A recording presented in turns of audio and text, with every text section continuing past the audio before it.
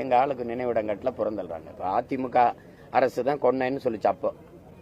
இப்போ அதிமுகவில் இருக்கிற தலைவர்கள் யாராவது நாங்க தான் வீரப்பனை கொன்னோன்னு சொல்ல துணிவும் வீரமும் இருக்கா? யாருக்காவது இருக்கா? சொல்லுங்க பாப்போம். அந்த நேரத்தில் அதை திருடர் பட்டம் கட்டி அடிப்பாங்க. இப்போ என்னையெல்லாம் வந்து சாவனிஸ்ட்டு, பாசிஸ்ட்டு, செப்பரேட்டிஸ்ட்டு, ஆன்டி நேஷனலிஸ்ட்டுன்னு சொல்ற கதை தான். புரியுதா? இன்னைக்கு ஒன்றும் செய்ய முடியாமல் இருக்கிறது காரணம் அவங்க கையில் இருந்த துப்பாக்கி என் கையில் இல்லை, அதனால ஒன்றும் செய்ய முடியல. அவங்க துவக்க வச்சிருந்தாங்க, நான் வாக்கு வச்சிருக்கேன். திணறடிச்சிட்டு இருக்கேன், அவங்கள பதில் சொல்ல முடியல. அதனால எனக்கு வந்து அதில் ஒரு பெருமை தான். என் பாட்டன் அருண்மொழிக்கு, அரசேந்திரனுக்கு, இன்னும் நிறைய பட்டியல் இருக்கு. இங்கே எங்கள் ஐயாவுக்கு இப்படி இதெல்லாம் வந்து நான் வந்து கட்டணும்னு விட்டு வச்சிருக்கேன். புரியுதா? இப்போ அவங்க கட்டினாலும் வந்து இடிப்பேன். உன் பேர் என்ன இங்கே இருக்கிறது எடு, நான் கட்டி நான் என் பேரை வைப்பேன்னு வைப்பேன். அதுக்கு தான் விட்டு வச்சிருக்கேன். அது என்ன இவ்வளோ காலம் இருந்துட்டாங்க, இன்னும் கொஞ்ச நாள் இருக்க மாட்டாங்களா?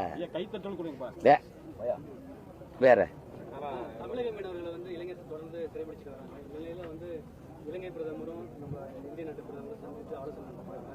பல்வேறு மீனவர்கள் நலன் சார்ந்த பிரச்சனைகள்லாம் பேசியிருக்காங்க. ஒரு தகவல் சொல்லுங்க, என்ன நலன் சார்ந்து ஒரு தகவல் பேசியிருக்காங்க அண்ணே, அது ஏதாவது சொல்லுங்க பாப்போம். தம்பி விடுங்க தம்பி. இதுக்கு முன்னாடி இருந்த பிரதமர் வந்து சந்திக்கலையா தம்பி? இதுக்கு முன்னாடி இருந்த அதிபர் சந்திக்கலையா தம்பி? அவங்களுக்கு நாங்கள் வந்து ஒரு உயிர் கிடையாது. முதல்ல நீங்கள் இதை ஆழமாக உள்வாங்கிருங்க. ஒரு ஓட்டு அவன் என்னை வச்சிருக்கிறதே என் நிலத்தில் இருக்க வளத்துக்கும் என் வரிக்கும் தான். ஆழமாக புரிஞ்சுக்கிறது இல்லை, இந்த புரியுது இல்லை. எங்களை ஒரு மனித உயிராகவே மதிக்க மாட்டான். நாங்கள் சொல்லிட்டு தெரியுவோம் நாங்கள் இந்தியர்கள்னு. அவன் எங்களை மதிக்கிறானான்னு பாருங்க. குஜராத்தில் ஒரு மீனவனை பாகிஸ்தான் ராணுவம், கடற்படை ராணுவம் கைது பண்ணிருச்சு. இந்திய கடற்படை ராணுவம் விரட்டி போய் தடுத்து மீட்டு கொண்டாருது.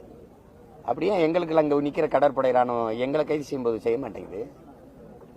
ஏன்னா நான் அவனுக்கு பொருட்டு இல்லை. என்னுடைய அவமானம் இந்த நாட்டின் அவமானம் இல்லை. என்னுடைய உயிர் போவது அவனுக்கு இழப்பு இல்லை. சாவன் தமிழன் தானே, செத்துட்டு போட்டோம். ஆனால் இங்கே ஒரு மானங்கட்ட கூட்டம் இவனுக்கே தான் ஓட்டப்பட்டு தொலையும், இவனுக்கே அதிகாரத்தை கொடுக்கும்.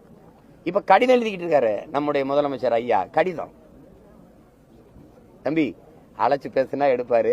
40 உறுப்பினர் வச்சிருக்காங்க நாடாளுமன்றத்துக்கு, பேசலாம். அவர்கிட்ட பேசி அந்த கச்சத்தீவை திருப்பி எடுக்கலாம்.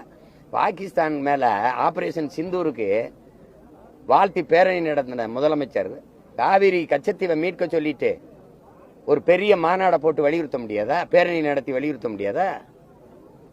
சொல்லுங்க. கச்சத்தீவை கொடுக்கும் போது என்ன பண்ணிட்டு இருந்தீங்க? நீங்க எல்லாம் தானே இருந்தீங்க, உங்க ஆட்சி தானே. எடுத்து கொடுத்த அம்மா அந்த கட்சியோட தானே கூட்டணி. எத்தனை காலத்துக்கு தம்பி இந்த நாடகத்தை போடுவீங்க? நாங்களும் அதே பழைய நாடகம் வேற வழி இல்லாம அதையே பார்த்து கைதட்டிட்டு விசில் அடிச்சுக்கிட்டே உட்காந்துருக்கோம்.